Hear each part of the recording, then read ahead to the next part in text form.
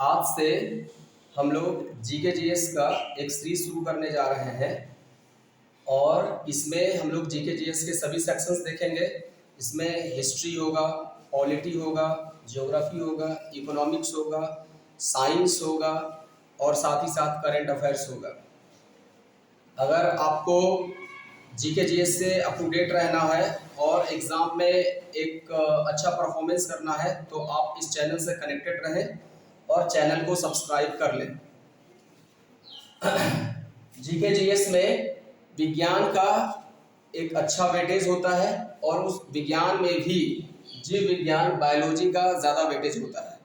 जीव विज्ञान से प्रश्न RRB, SSC, BSSC, BPSC, PCS और कई एग्जाम में पूछे जाते हैं।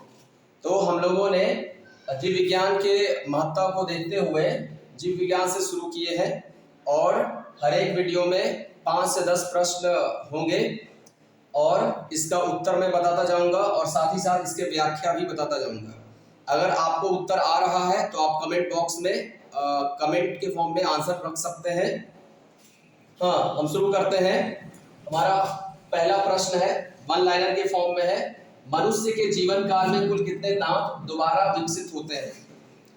तो मनुष्य के जीवन काल में कुल 32 दांत आते हैं, लेकिन उसमें से 20 दांत ऐसे होते हैं जो दोबारा से विकसित होता है।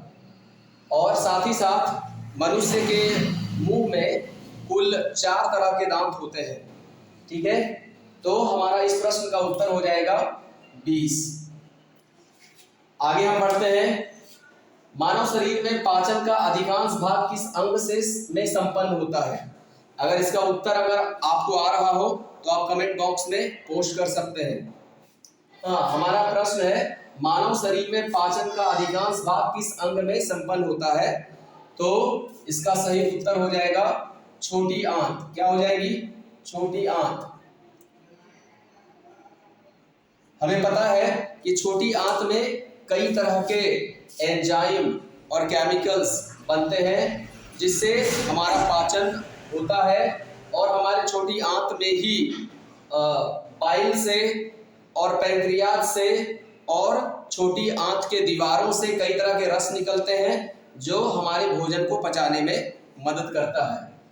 इसी छोटी आंत से लाइपेज, ट्रिप्सिन और एमिलेज नाम करके एंजाइम निकलते हैं जो हमारे भोज्य पदार्थ को पचाने में सहायता करता है।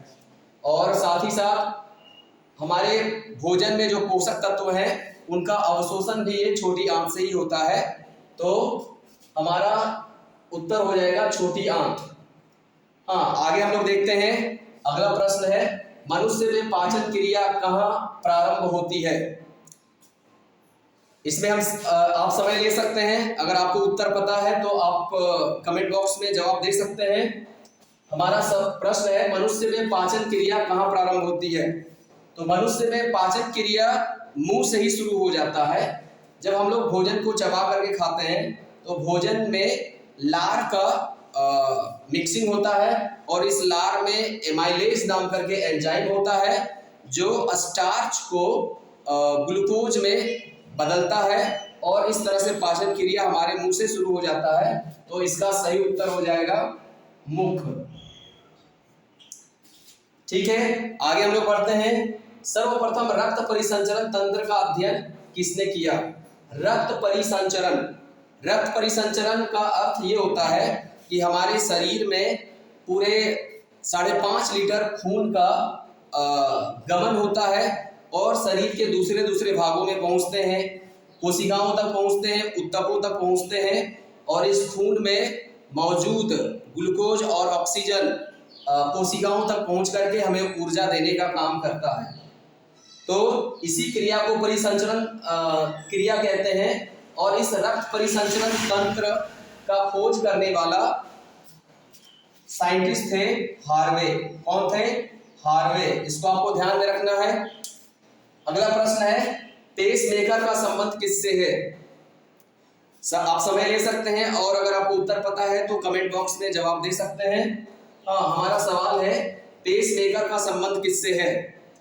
पेसमेकर हमारे हृदय में लगाया जाता है ताकि हृदय को फिर से गतिमान किया जा सके और हृदय में किसी तरह का दोष उत्पन्न हो रहा है तो उस दोष को दूर किया जा सके और हमारे हृदय को सामान्य तरीके से काम में लाया जा सके।